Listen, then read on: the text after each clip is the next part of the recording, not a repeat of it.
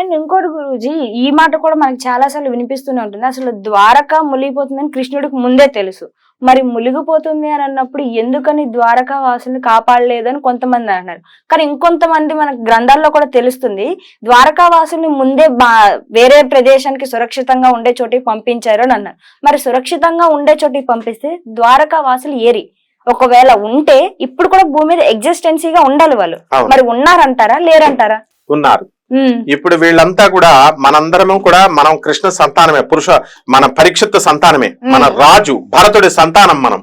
ఇప్పుడు శ్రీకృష్ణ పరమాత్మ ద్వారక మునిగిపోద్ది అని అంటే అసలు శ్రీకృష్ణ పరమాత్మను ఎవరు కూడా టచ్ చేయలేరు.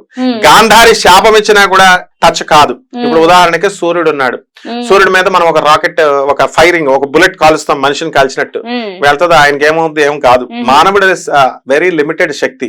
ఈ మహాభారత యుద్ధంలో భీష్ముడి మీద భీష్ముడు బాణాలు వేస్తాడు. భీష్ముడు బాణాలు వేస్తే కృష్ణుడి మీదకి రావు.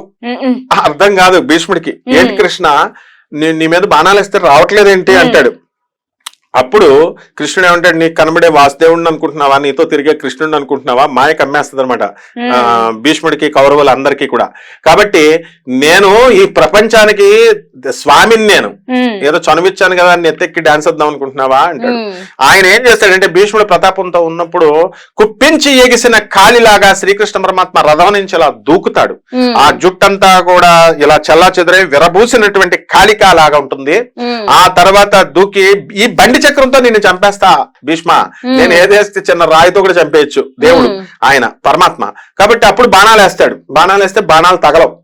ఏంటి కృష్ణ అని అన్నప్పుడు, పిచ్చోడా నేను స్వామిని, కాబట్టి ఈ బండి చక్రంతో నువ్వు చచ్చిపో భీష్మ, నీలో పరివర్తన రాలేదు, నువ్వు ఈ యొక్క టైంని బట్టి మారలేదు, చాలా అవకాశాలు ఇచ్చారు. శిశుపాలుడికి 100 తప్పులు ఇచ్చినట్టుగా 100వ తప్పుకు చంపేశాడు.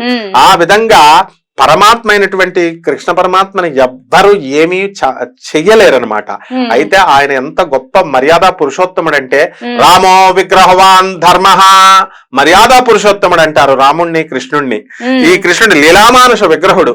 గాంధారి కడుపు కోతతో 100 మంది సంతానాన్ని, నా కౌరవులను అందరినీ చంపేశావు, ఇటు పాండవుల్ని చంపేశావు, వీళ్ళ సైన్యం ఇంతమంది చచ్చిపోయారు, ఇదంతా నీ వల్లే, నువ్వు కపటంతో చేసేసావు అని నిందలు వేస్తే స్వామి ఏమనుకున్నాడంటే, ఆమె కడుపు బాధపడడం కోసం నేను కూడా నీ వంశం అంతా కూడా నాశనం అయిపోవాలా, నీ యదువంశం అది కూడా నీ కొడుకు వల్లే నాశనం అయిపోవాలా అని చెప్పేసి, ఆయన సాంబుడు వల్ల నాశనం అయిపోవాలని శపించినప్పుడు కృష్ణుడు ఆ శాపాన్ని నాకు వర్తించదు అని వదిలేయచ్చు, కానీ ఆయన స్వీకరించాడు.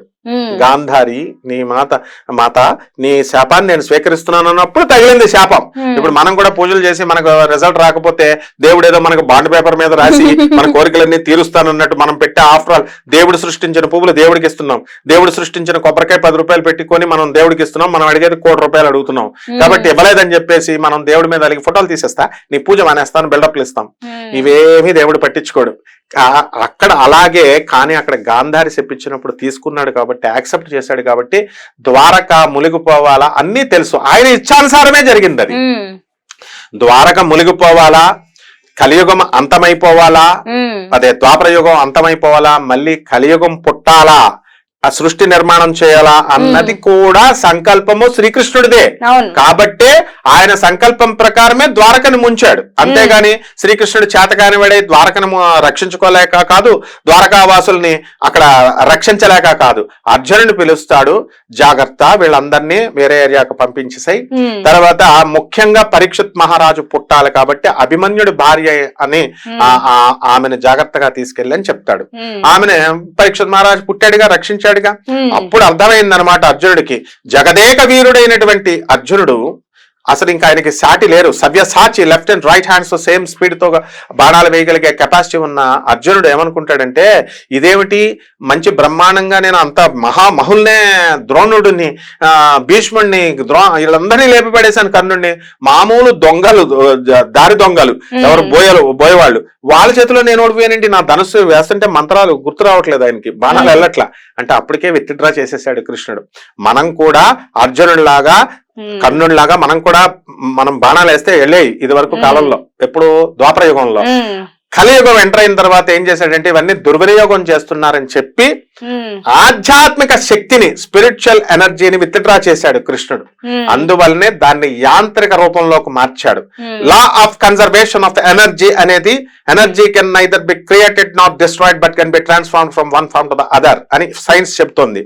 అంటే శక్తిని ఎవరు సృష్టించలేరు, శక్తిని ఎవరు నాశనం చేయలేరు, శక్తిని రూపాంతరం చెందొచ్చు. పొటెన్షియల్ ఎనర్జీని కైనెటిక్ ఎనర్జీగా, తర్వాత క్షితిజ శక్తిని గతిజ శక్తిగా, మెకానికల్ ఎనర్జీగా, హైడ్రో నీళ్ళల్లో ఉన్న అగ్ని ఉంటుంది, నీళ్ళల్లో హైడ్రల్ ఎనర్జీని ఎలక్ట్రిసిటీగా, కరెంట్ గా మారుస్తున్నాం మనం. కోల్లో ఉన్న బొగ్గులో ఉన్నటువంటి ఫైర్ ని థర్మల్ ఎనర్జీగా, కరెంట్ గా మారుస్తున్నాం మనం. అంటే మెషిన్స్ రూపంలో మాత్రమే మీరు కలియుగంలో చేయగలరు అన్నాడు. అందుకనే మనం విమానాలను సృష్టించుకున్నాం, ట్రైన్స్ ను సృష్టించుకున్నాం, ఫోన్స్ ను సృష్టించుకున్నాం. ఈ రూపంలోనే మిసైల్స్ ని వేసుకోగలం తప్ప మనం ఇలా తలుచుకుంటే సంకల్ప శక్తి చేత మనం బాణాలు ఇదివరకు కాలంలో రావు, అలా రావు. ఇది కారణం. ఎందుకంటే ఆయనే విత్డ్రా చేశాడు. దీనికి ఉదాహరణగానే గాయత్రి మంత్రం ఉంది, అదే బ్రహ్మాస్త్రము. వెనక నుంచి ముందుకు చదివిన, ముందు నుంచి అనులోమానం విలోమానం పాతంలో చదివిన ఆ శక్తి విపరీతమైనటువంటి శక్తి మనకు వచ్చేసేది. కాబట్టి దానికి వశిష్ఠుడు శపిచ్చాడు. ఇంత మనుషులు దుర్వినియోగం చేస్తారు కలియుగంలో వచ్చేవాళ్ళని, దానికి శాపం పెట్టాడు. విశ్వామిత్రుడు శాపం పెట్టాడు, బ్రహ్మదేవుడు శాపం పెట్టాడు. మరి ఈ విధంగా వాళ్ళంతా కూడా స్పిరిచువల్ ఎనర్జీని కంట్రోల్ చేయడం కోసమే కావాలని శ్రీకృష్ణ పరమాత్మ ఇవన్నీ నిర్మించాడమ్మా. అలా కంట్రోల్ చేశాడు తప్ప శ్రీకృష్ణుడు చేతకాక లేకపోతే ఆయనకు తెలియక కాదు. స్వామి తలుచుకుంటే ఏదైనా చేయగలడు. అసలు భగవంతుడికి అసాధ్యమన్నదే ఉండదు. ఒక సూది మొల నుంచి ఏనుగును దూర్పేయగలడు. అసాధ్యం. గాడ్ డెఫినేషన్ తెలియదు వీళ్ళకి. గాడ్ ఈజ్ ఆల్ పర్వేడింగ్, సర్వవ్యాపకుడు. కేవలం పూజా గదిలోనే ఉంటాడు, బయట ఉండడు, తప్పు. ఆల్ పవర్ఫుల్, ఆయనకి అసాధ్యం అన్నది ఉండదు. హిరణ్యకశిపుడు ఏం చేస్తాడు, నేను మనిషి చేత చంపకూడదు, మృగం చేత చంపకూడదు, చావు ఉండకూడదు అన్నాడు. రెండు కలిపాడు కృష్ణుడు. హిరణ్యకశిపుడు నేను పగలు చావకూడదు, రాత్రి చావకూడదు అన్నాడు. ఆ రెండు కాలం టైంలో ప్రదోష వేళలో సాయంకాలం చేశాడు. నేను ఆయుధాలతో చంపకూడదు అంటే ఆయుధాలు గీదాలు గోడతో పీకి పడేశాడు. సో ఈ భక్తులంతా, ఈ రాక్షసులంతా కూడా రకరకాల కారణాలతో, దుష్ట ప్రయత్నాలతో వీళ్ళు రకరకాల కండిషన్స్ పెట్టి అడిగే వాళ్ళని అందరినీ లేపి పడేశాడు. ఏ కండిషన్స్ పెట్టనటువంటి ప్రహ్లాదుడికేమో ధ్రువుడికి వీళ్ళకి ద్రౌపదాన్ని ఇచ్చి శాశ్వతత్వం చేశాడు. కాబట్టి స్వామి ఏదైనా చేయగలడు. Omniscient, omni powerful, all powerful, ఇటువంటి ఓమ్ని పొటెంట్, ఇటువంటి లక్షణాలు ఉన్నవాడే శ్రీకృష్ణుడు. కాబట్టి ఆయనకు అసాధ్యం అన్నది లేదు. ఇవన్నీ కూడా కేవలము ఆయన యొక్క ఇచ్ఛానుసారమే జరుగుతోంది. అందువల్లనే క్రియాశక్తి ఆయనే, ఇచ్ఛాశక్తి ఆయనే, జ్ఞానశక్తి ఆయనే. వేదాలు చదివితే ఇవన్నీ తెలుస్తాయి. ఇదిగో వేదాలు, మీమాంసాలు ఇవన్నీ కూడా చదివితే తెలుస్తాయి. పురాణాలు ఇవన్నీ పైపైన కోడెడ్ లాంగ్వేజ్ లో ఉంటాయి. ఆ కోడెడ్ లాంగ్వేజ్ వాళ్ళకి డీకోడ్ చేసుకొని చదవాలా. ఇప్పుడు ఎల్కేజీలో చదువుతున్న స్టూడెంట్ పెద్ద అయిన తర్వాత ఎంబీబీఎస్ చదవచ్చు అనుకుందాం. వాడికి ఆ ఎంబీబీఎస్ 21 సంవత్సరాల వయసు వచ్చిన తర్వాత వాడు ఆ పుస్తకాల్లో అర్థమవుద్ది. ఎల్కేజీలో లెవెల్లో ఉన్నప్పుడు అర్థమవుతుందా? అలా నీకు చెప్పినటువంటి వాళ్ళంతా కూడా ఎస్టర్డే బిస్కెట్స్ అండ్ ఎల్కేజీ వాళ్ళు అనమాట. కాబట్టి అలాంటి పిచ్చి పిచ్చి చెప్పారు.